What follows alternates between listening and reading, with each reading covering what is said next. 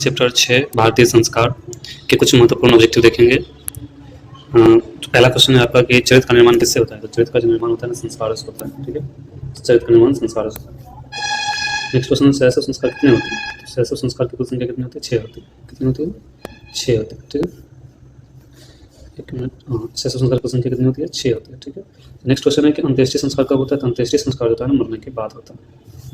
उसके बाद है नेक्स्ट क्वेश्चन कि साहित्य ग्रंथों में किसांत का नामांतरण क्या है। तो साहित्य ग्रंथ में किसांत को जो है ना गोदान संस्कार के नाम से जाना जाता है। उसका नेक्स्ट क्वेश्चन कि पानी ग्रहणम किस संस्कार में आता है। तो पानी ग्रहणम जो है ना विवाह संस्कार का है। ठीक है, पानी ग्रहण किस संस्कार के अंतर्गत आता है, तो विवाह संस्कार के अंतर्गत आता है। और संस्कार कितने होते हैं, तो संस्कार को 16 होते हैं। नेक्स्ट क्वेश्चन है आपका कि संस्कार प्राय कितने प्रकार के होते हैं। तो संस्कार की कुल संख्या 16 होती है। कुल संख्या 16 होती है, लेकिन प्रकार कितनी होती है, 5 प्रकार होते हैं। तो संस्कार के प्रकार कितने होते हैं, 5 होते हैं।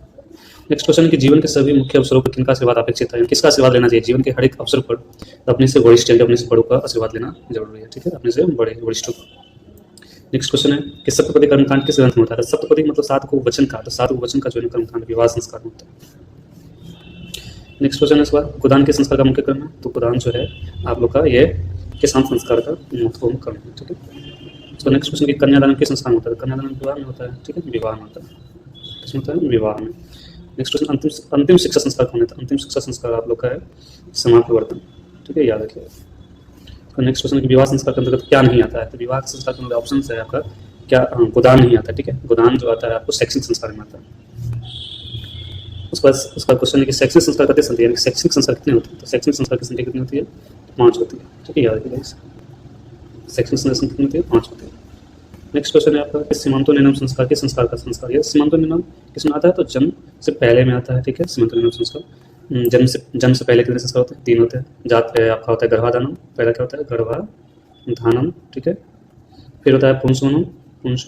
उसके बाद होता है सीमांतोनियनम। ठीक है, सीमांतोनियनम। उसका अगला क्वेश्चन है कि प्राचीन काल में शिष्य को क्या कहा जाता था। प्राचीन काल में शिष्य को ब्रह्मचारी कहा जाता था। ठीक है, ऑप्शन नंबर सी उसका इसका आंसर हो जाएगा।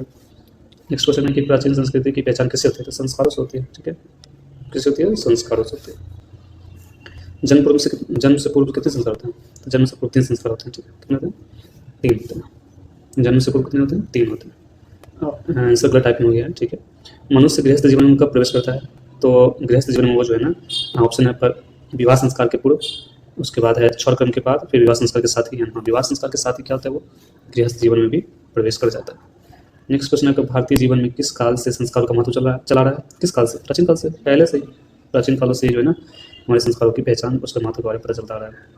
नेक्स्ट क्वेश्चन कि पुंसवनु संस्कार कब होता है। तो पुंसवनु संस्कार आप लोग का कब होता है, ये जन्म से पहले, जन्म के पहले का संस्कार है। ठीक है, उसके बाद वाग्दान किस संस्कार में होता है। तो वाग्दान विवाह संस्कार में होता है। ठीक है, तो याद रखिएगा।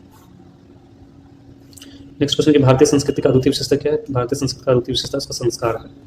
ठीक है, यहाँ तक कि आप लोग का एक 23 क्वेश्चन, फिर अगले वीडियोज में हम लोग देखेंगे